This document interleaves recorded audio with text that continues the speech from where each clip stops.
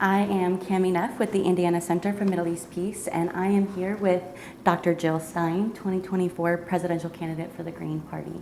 Jill, thank you for being here with me today. I am so happy to be speaking with you. Likewise, Cami, it's a real honor to be here. Thank you so much. So you joined us on Monday for a rally, and it was such a beautiful evening, and I know that you are in a lot of really big places like DC, and I know that Fort Wayne was probably a little bit smaller and more docile than other places that you've been. We are just so grateful to have you here. Solutions, yeah.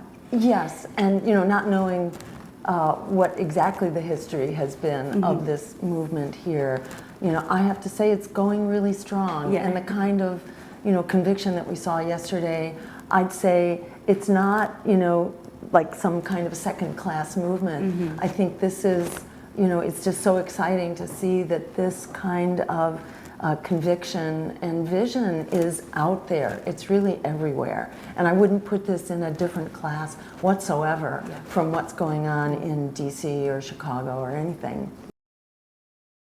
This is the third time you're running for president.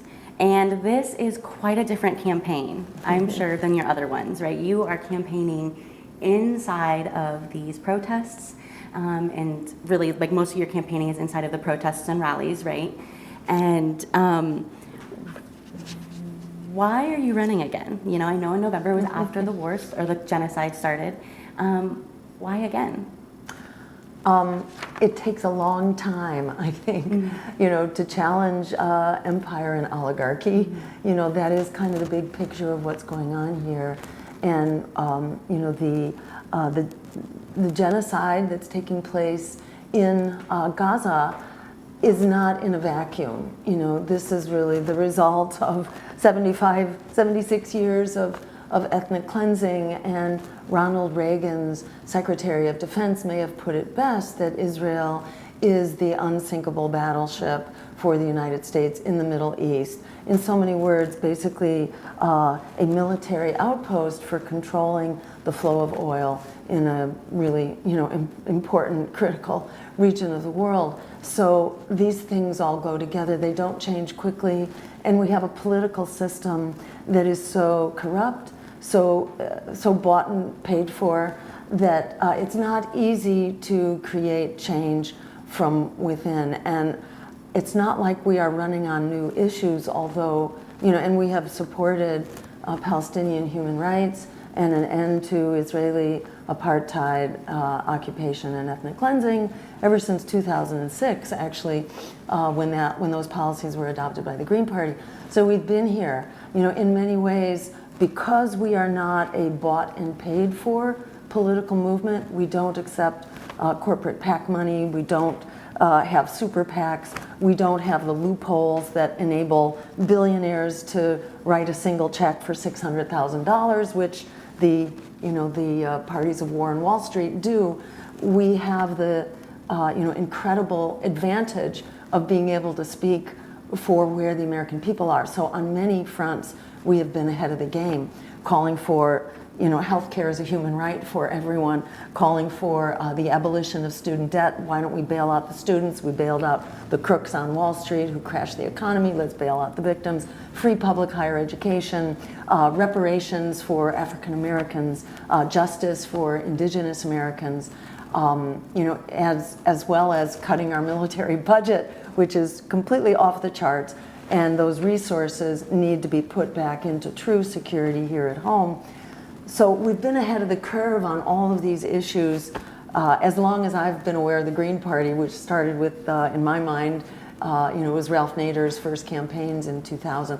So the bottom line is there's a lot of work to be done here, and each time, we get further and further, and the system, the political system, has to work harder and harder to try to suppress us. That is, we the people, I don't mean just Greens, but those who are in political rebellion on behalf of the public interest. The economic and political elites, they have to work harder and harder each time in order to stop us. So in short, that's why I'm running, because in many ways, we keep being proven right, and history is catching up to us, and our message is resonating more and more.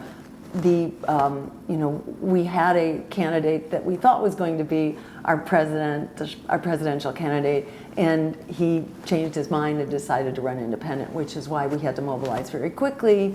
And that's, to some extent, that's how I came to be running now. I hadn't intended to run this time, but having worked so hard to get us to this breakthrough moment, the last 20 years of my life at least, I did not want to see our ballot access basically go down the tubes. You have to use it or you will lose it. We needed to run strong in this race, so there weren't very many of us that could mobilize quickly.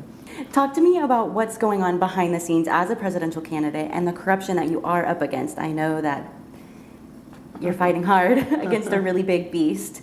And what has that been like on your side of it? So, in every way, really, the political system is biased to protect the political elites. They write the rules, so they write the rules to basically silence competition.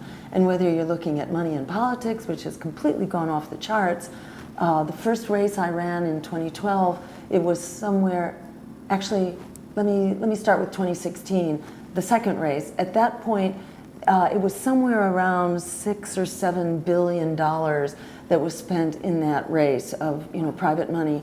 And by the time 2020 rolled around, that number had more than doubled. It was like 12 to 14 billion. And that is kind of the curve that we're on, this massive mobilization of the economic elites who are richer than ever, who have greater advantage than ever. They change the rules to be able to increasingly buy out our political system, and we're seeing that on every front. Citizens United, was part of that. Ballot access, which are rules that are different in every state. This is how they prevent us from even being a choice. And if you go to the polls and you do not have the ability to choose the candidate that represents you, then your vote really does not have meaning. So those are two of the ways. And then I would add the smear campaigns and the control of corporatized media, which has really been consolidated into very few and largely corporate hands. We see Julian Assange sitting in prison, basically. He's been confined unjustly for the last 12 years.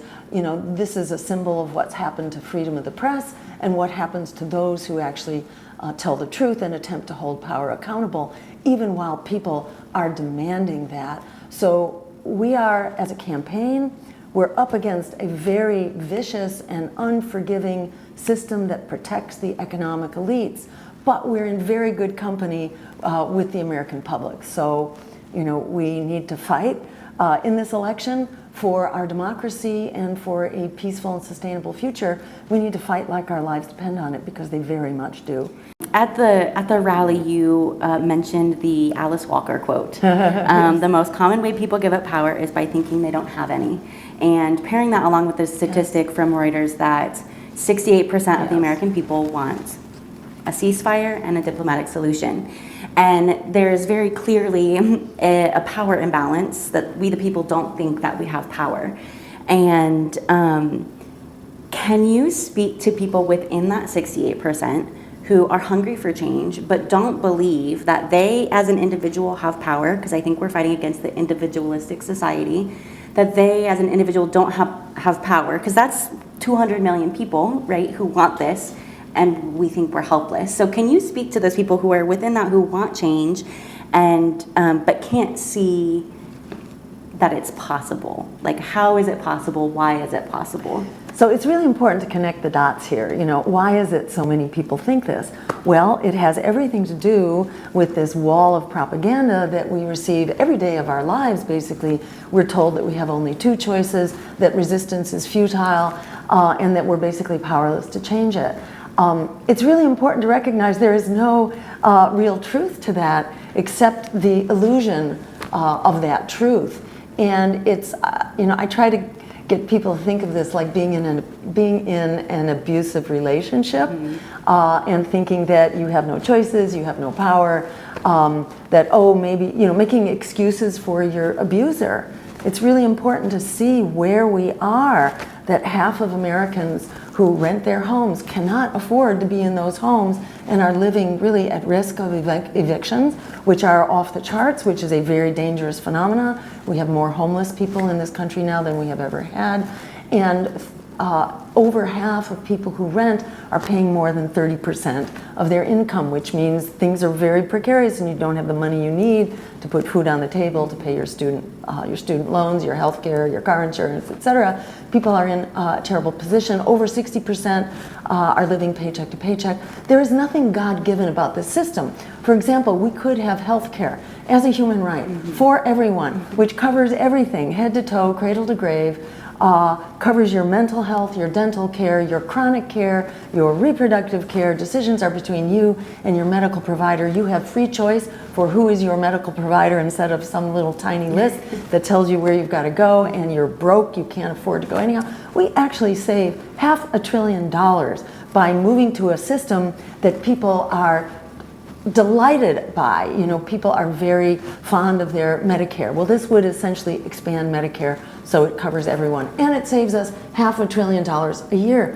Why is it we don't have that? You know, it's because we, the people, have been rendered powerless. So we say, don't try to fix this around the margins. We need more than window dressing here. We need a complete system change. We need to stand up and take the power that actually belongs to us and that we do have. Those numbers I was mentioning about the number of people who are being thrown under the bus right now, if we simply stand up and say, no, we want this that actually represents us, we will win this right now, you know, in real time. This isn't like some distant thing. This is something we could have right now.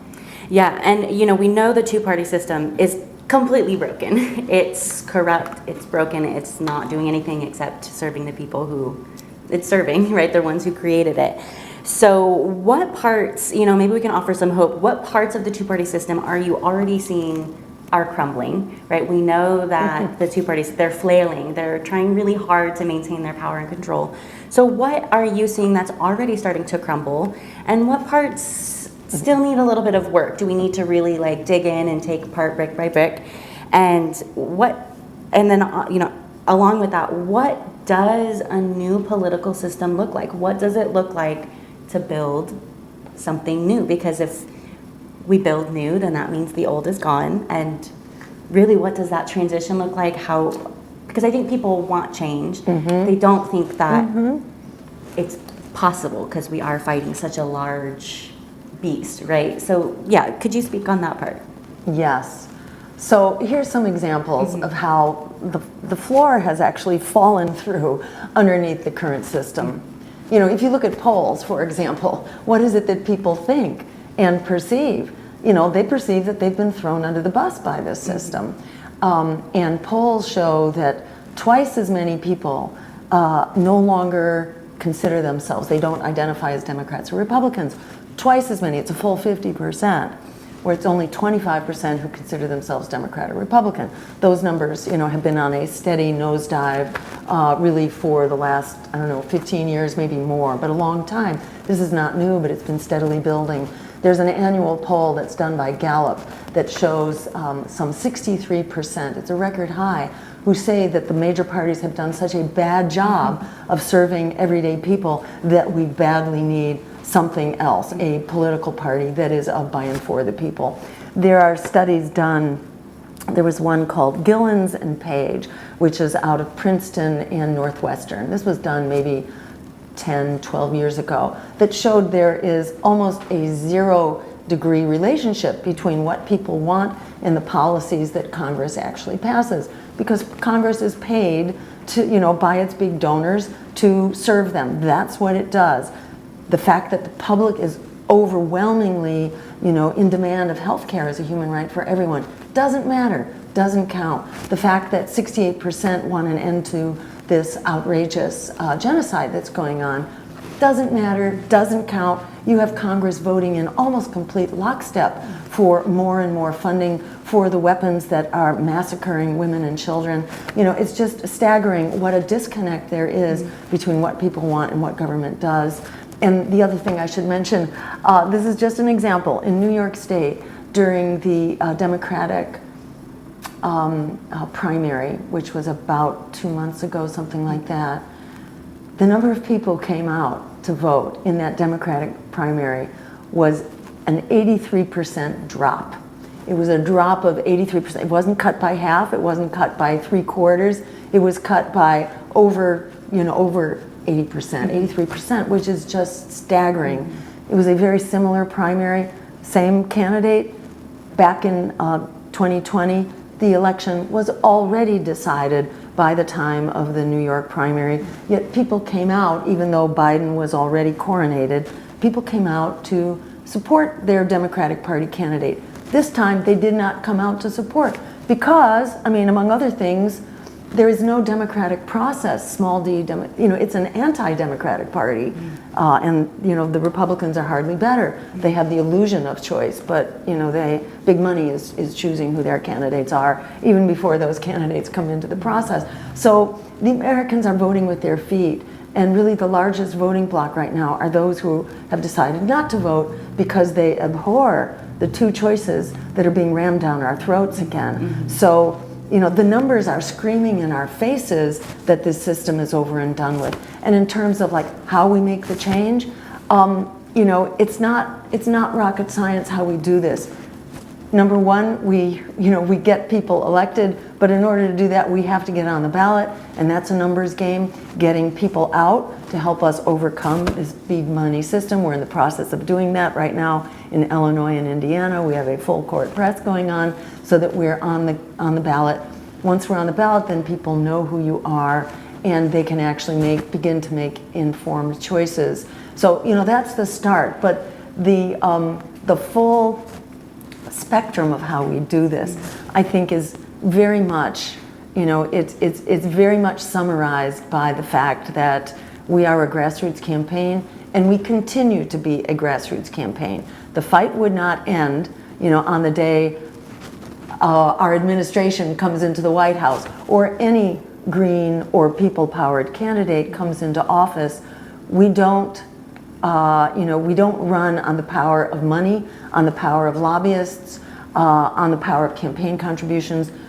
We run with, of, by, and for the people. We need grassroots engagements all the way. And I'd be happy to give you some of our actual plans for how this would work. But in short, the president has a fair amount of executive power, could declare a climate emergency, for example, on day one, and release over $500 billion worth of funding by which to create new green jobs, by which to declare there will be no more fossil fuel infrastructure built, especially that involves coastlines where the president has a lot of emergency powers. So there are a number of emergency powers that would enable us to implement that program. We could also stop the flow of weapons, not only to Israel, but to other human rights abusers like Saudi Arabia, for example.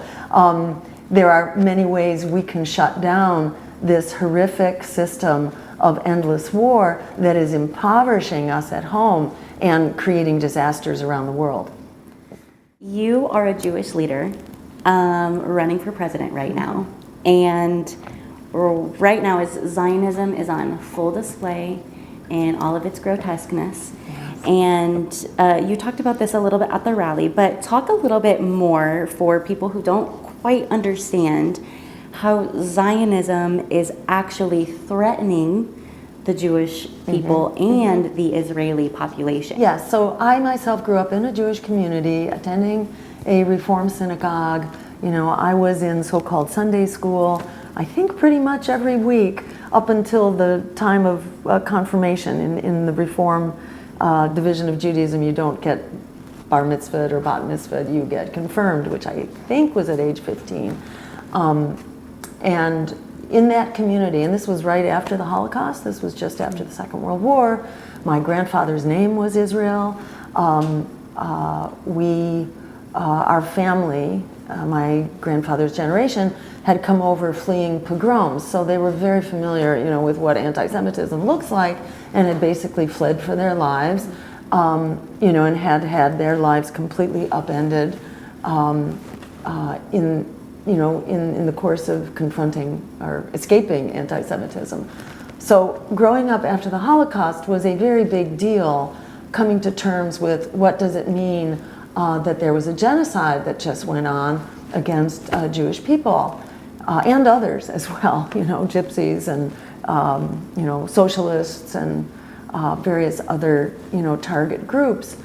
And what we were taught and what we learned really was that it is the highest expression of Jewish values to oppose genocide, and that genocide must never happen again, not to anyone, didn't matter who, but that genocide is the responsibility not only of the perpetrators, but also the bystanders, those who stand by and allow this to happen. So that was really ingrained, I think, into my generation, and a lot of us grew up as activists for humanity, for a lot of social justice causes, and in the civil rights movement and the women's movement and the climate justice movement and all that. This was really deep in our bones. Growing up in that universe, we're also learning, about Israel, and that Israel is the home of the Jews, and that this was a land without people, great for a people without the land. And this is what we were taught. And a lot of us just grew up thinking that. Many of my friends and family were going to Israel to pay homage. I did not go, mainly because it felt like there was some kind of a sales job going on here, and I didn't want to be immersed in that, so I did not go.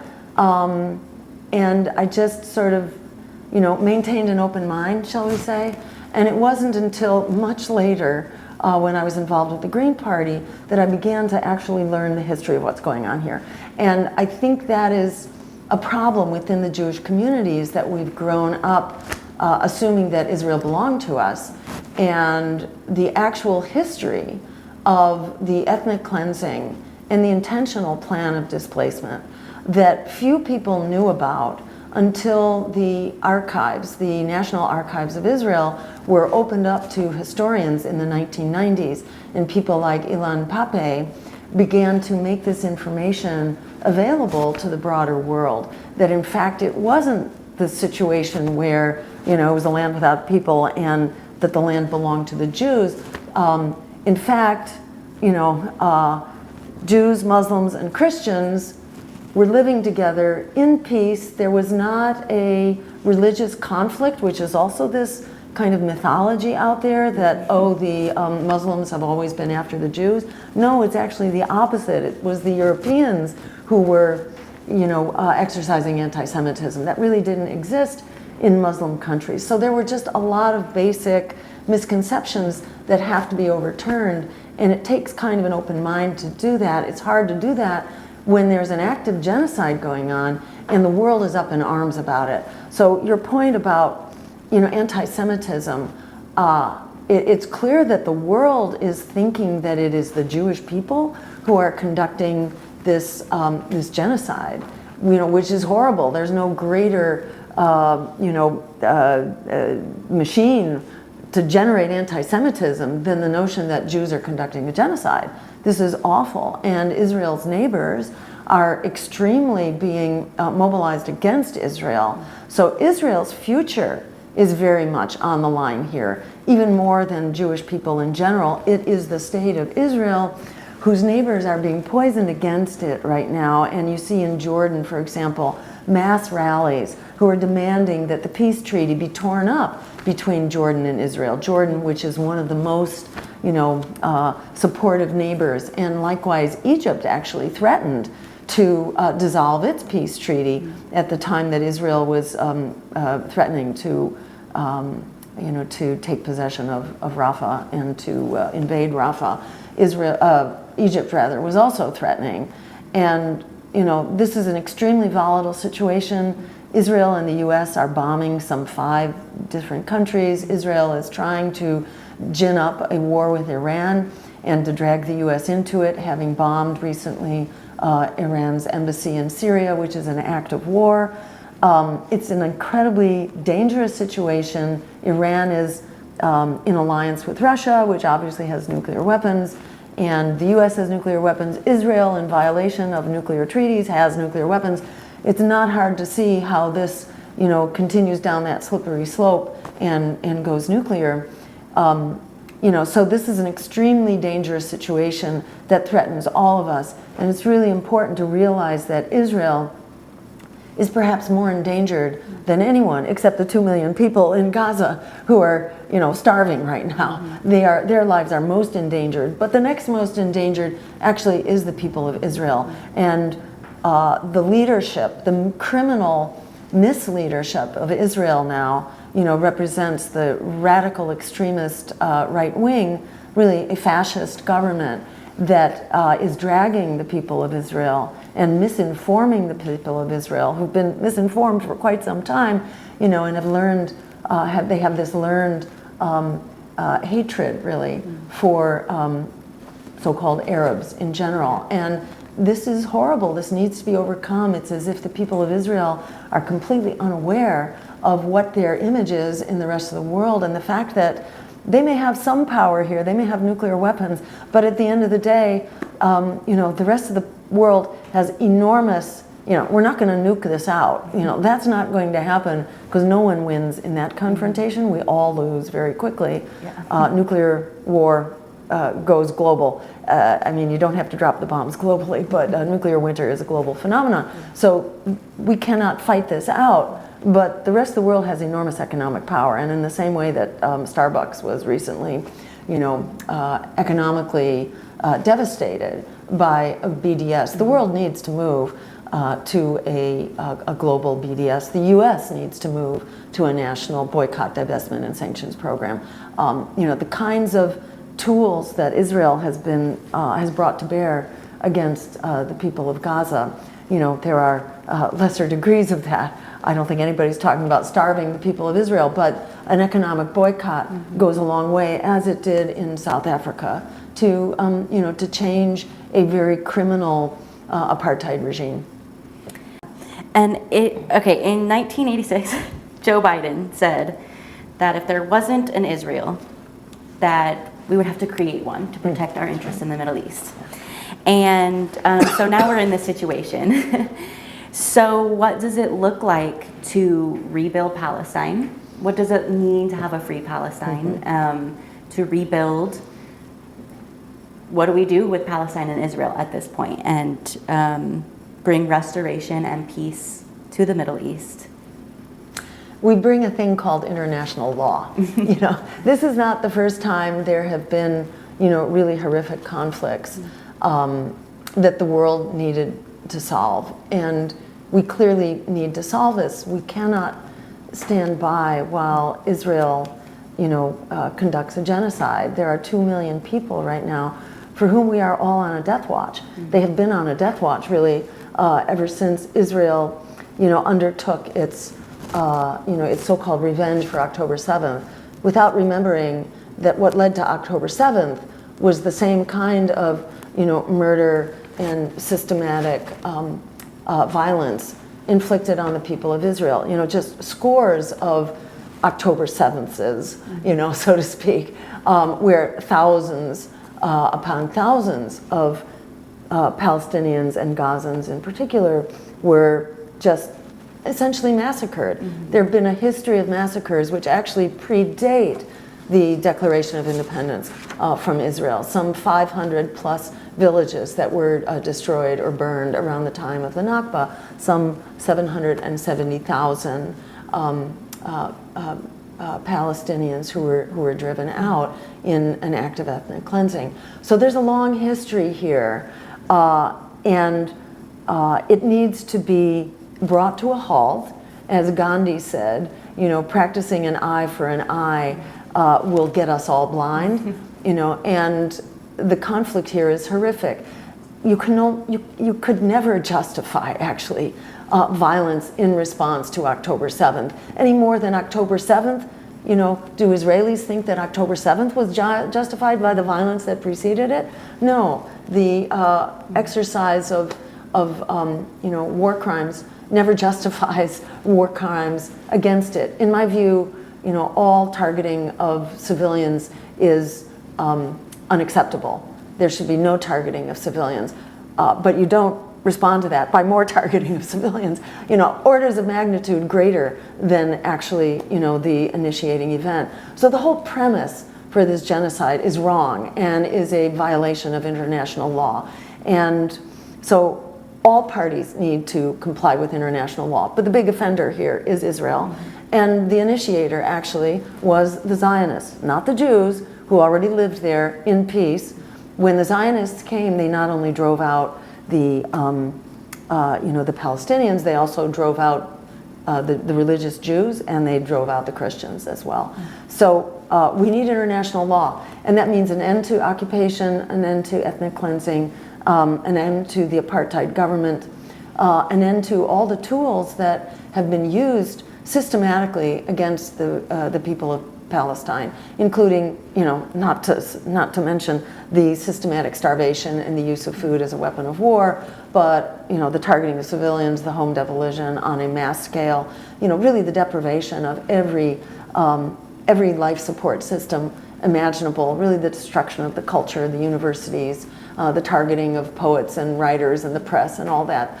That all has to end. What replaces it is a system of, you know, basically of equal rights and democracy from sea to sea. Mm-hmm. You know, the Palestine is currently recognized as a sovereign state by somewhere around 100. It may be a little more or a little bit less, but it is the majority of the world's nations, and there are more who recognize Palestine all the time. So, you know, one could argue that we are well on our way to a two-state solution.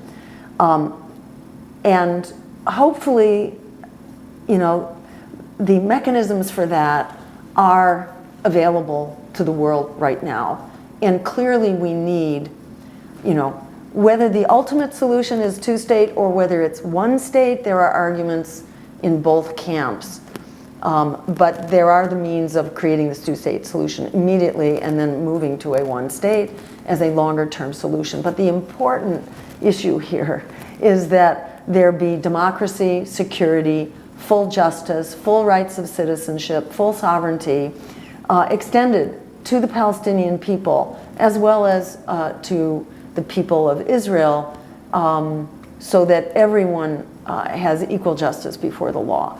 But in order to get there, the world, the community of nations, needs to exercise its vision. We're not going to get there by asking nicely, and it's clearly time, you know, for us to implement the complete boycott of weapons, which is what U.S. law calls for. It's illegal to be providing these weapons at this time, and it's really important that we implement the complete economic boycott and that we go beyond the military boycott. We need to have a complete military boycott, but it needs to move to an economic boycott very quickly as well.